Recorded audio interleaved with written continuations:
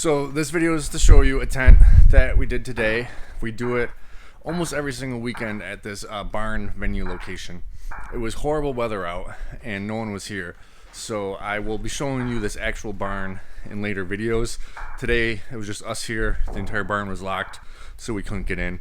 But this is the catering tent, and I kind of want to show you what the lights are like when you're in here in the dark. They light the entire thing up. I do have a video where I show people how to make lights. We make these lights on our own. This one is cut to 80 feet long, which fits a 20 by 20.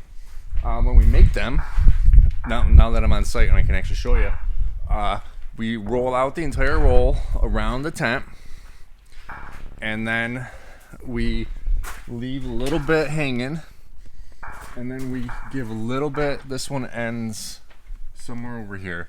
It doesn't end exactly at the corner because we always want just a few extra feet. And then we cut it, and then we put the male and female plugs on. So we don't cut according to a tape measure, because tents are never exactly, 20 by 20, or things shrink, things expand. So that's why we cut them on site, so then it'll fit 20 by 20, every single one that we have. Plus we get the little extra in the beginning and a little extra at the end. And then once it's up, then we put the light bulbs in. And these light bulbs are plastic LED. So slam it on the ground, it's still fine. It's kind of hard with one hand. So at a location like this where it's gravel, if we drop the lights on accident, they're not going to break. We used to use glass, but glass sucks, so it would always break. So before I start this video though, let me show you two things that we do every day to save time. This first thing is we have the customer set up cones or garbage cans or toys or whatever to show where the tent is going. Even if they're going to be home, it just makes it go faster. They've already decided before we get there. Because sometimes you'll show up and they're like, I don't know. They'll waste like 10 minutes of your time trying to figure out where they want it. So we try to have them do it beforehand. Also today, two customers were not home. They weren't going to be home. One of them had already paid in full, and the other we had a credit card for. And so they just left out markers, and we did it, and they never even had to be there. So that's that. And then this next video is just showing how my crew finishes up doing things while I go get paid to save on time. I don't want to wait until the end, and then they're just sitting in the truck doing nothing. I want to be getting the paid part while they're finishing up, and then we meet back at the truck at the same time, basically. So we're finishing, and I'm watching Timmy struggle. Yeah. But as he does that, I go get paid, and then we all meet back at the truck at the same time. Okay, so now into the video of the setup. It's just a 20 by 20. It was windy. I just want to show you what we do for this caterer. So this is the location. I kind of had to set it up where the least amount of rain was, so you don't get to see the barn. Now, as I'm going over this video, I'm going to be jumping around a lot because we don't do things in step by step order. We do things all kind of at the same time. So there might be one person doing something leading up to the next step, and another person's doing something all to get to completion. Well, there you see the camera tipped over. It was very windy. If this was a blue tarp, this tarp would have just blown away. But it's a much heavier duty tarp. It still blows, but it didn't blow away. Now this is me setting up the stakes for the jackhammer. They have to be hammered in a little bit. You can't just put a jackhammer on a loose stake. It needs to be kind of tight in there. And this ground is crushed gravel. It's very hard. And then the other guy is dropping poles around. I'm trying to fix the wind while I'm doing the stakes, but you see me doing my thing, he's doing his thing. Now the jackhammer starts, and you see it's pretty fast. It saves a ton of time. The jackhammer usually starts about halfway through the stakes getting prepared for him. And then now we're just going around hooking up the ratchets to the stakes that have been completed, so that when it's all said and done, we can get setting it up.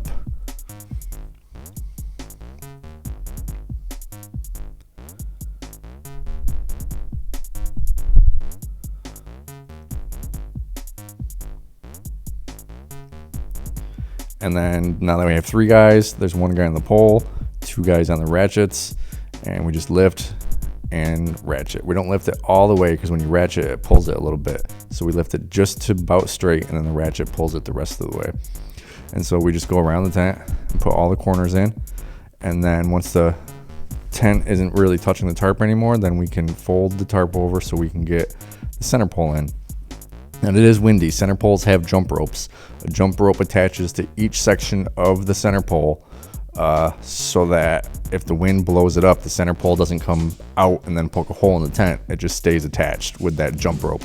You can see how windy this is, but you know, we didn't really freak out. We've been doing this a lot here. There's not very many trees here. It is very windy. We usually use stake bars, which was my mistake. We didn't bring any stake bars today, but as you saw when I was there earlier in the video at night, you saw the tent was still up. Everything was fine. And so you see me in the background going around tightening the corners while they're finishing putting in the side poles. It was taking them a little while because we're trying to teach the one kid the knot. But we decided to abandon teaching him today and do it on a nice dry day and not out in the rain. We got soaked. My pants were soaked for half the day. It sucked. But anyways, tightening all the corner poles. You see how it got tight. Folding up the tarp. And this tarp was soaked. But it's made of a material that dries pretty fast. On a nice day, you can put it out in the sun and it'll dry really quick. Or usually if it's just in the warehouse rolled up, it dries for the most part. This kid is bringing out sidewalls while the other one is finishing up the ratchets, tying them off to make them look nice. I am getting this tarp on a hand cart because I didn't want to lift it. It was so heavy. Plus I didn't want it leaking all over me. And now we're doing the sidewalls. We do them in teams so that they don't touch the ground.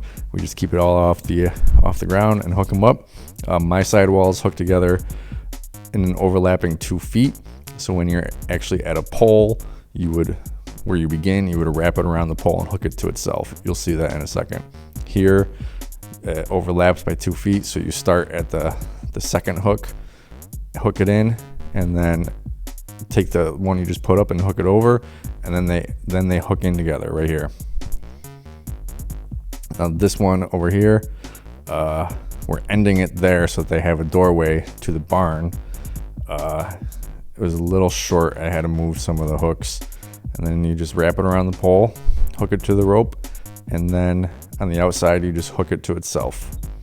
And then we're just finishing up this last one. You can see him do that over here. He actually did it on the wrong side first, but hook it back to the rope and then hook it to itself around the pole. Keeps it nice and tight. And you can see this is windy. And this is us hooking up the lights. We start with about 6 to 12 inches hanging, and then we hook up the rest and we unravel it and then hook it up as we go. And then this is me just putting the linens. I usually put them on the grill just so that they're off the ground and can't get wet. An important part when you order linens from a third party is don't lose the packing slip. That's your return label. You got to have that, or they're going to charge you. It's usually about $10 to replace it. And we ran an extension cord and turned on the lights just to make sure they're all working. Any ones that are loose, we will tighten. And then this is the fridge. The fridge is tall, so it needs the tent needs to be pushed up. It's super easy. Here it's not easy because it's gravel, but you just rock it back and forth. And then this is some chairs that are going out back. We just wheel them out back. My wheels are really good. They can wheel on gravel. And then the last 5 Timmy was taking. And then this is us just unloading the tables. This caterer gets 4 8-foot tables and 2 6-foot tables for his prep.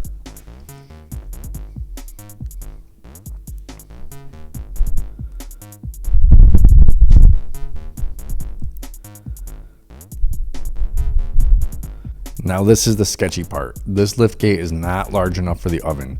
When I start renting 26-foot box trucks with lift gate, those lift gates fit an oven just fine. But this lift gate does not. So this is what we came up with. Plywood board with a heavy duty ratchet. Ratchet it to the lift gate. I know it seems sketchy, it kind of is, but it works. I can't see any other way we'd get this oven off. So we just ratchet it down really tight and then carefully roll the oven on.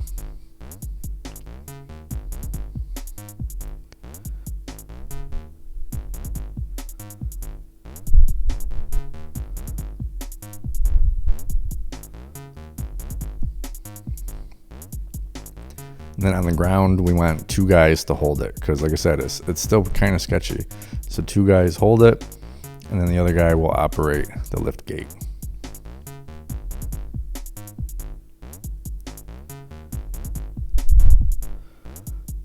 There we go. Success. No one got hurt. Everything worked just fine. And this is the fridge. I'm just opening it up. It hasn't been used. This is the first time it's being used, so I just had to spot clean it a little bit. There's the tables. There's the oven. There's the fridge. There's the grill and linens and the propane. There's the lights, the sides, and the tent. Dishes are coming later in a van. This entire job is about $2,300. Just a little old 20 by 20 with a whole bunch of stuff.